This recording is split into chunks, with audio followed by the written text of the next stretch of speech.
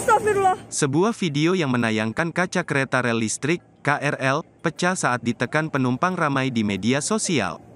Video tersebut diunggah pertama kali oleh akun TikTok @nitata_bawasa, Kamis, tanggal 2 Maret tahun 2023, dan kembali diunggah di media sosial Instagram oleh akun ini. Tampak dalam video, seorang pria dengan jaket denim berjalan di peron dekat rangkaian KRL. Namun saat pria tersebut menyentuh kaca gerbong, tiba-tiba saja kacanya pecah. Pecahnya kaca membuat beberapa penumpang berteriak. Penumpang pria tersebut pun melihat sejenak ke arah kaca pecah, dan kembali melanjutkan jalan. Kaca kereta tujuan Angke pecah tagar stasiun Manggarai sekitar pukul 7.20, tertulis dalam video.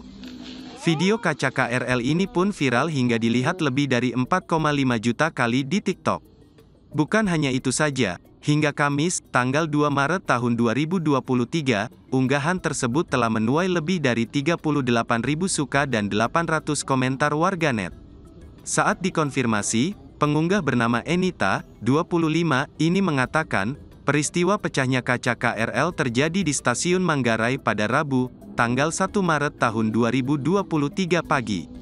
Enita menceritakan, pagi itu suasana di stasiun Manggarai sangat padat. Kereta tujuan Jakarta Kota dan Tanah Abang Angke tiba di waktu bersamaan.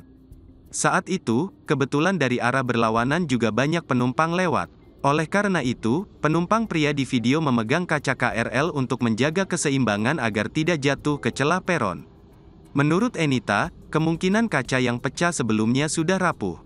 Bahkan jika video diperlambat, tampilan kaca tersebut terlihat berbeda dengan kaca di sampingnya. Setelah itu, Enita mengaku tak lagi mengetahui kelanjutan peristiwa yang terjadi. Penumpang pria dalam video juga langsung naik ke gerbong belakang kereta. Terima kasih sudah nonton. Jangan lupa like, subscribe, dan share ya.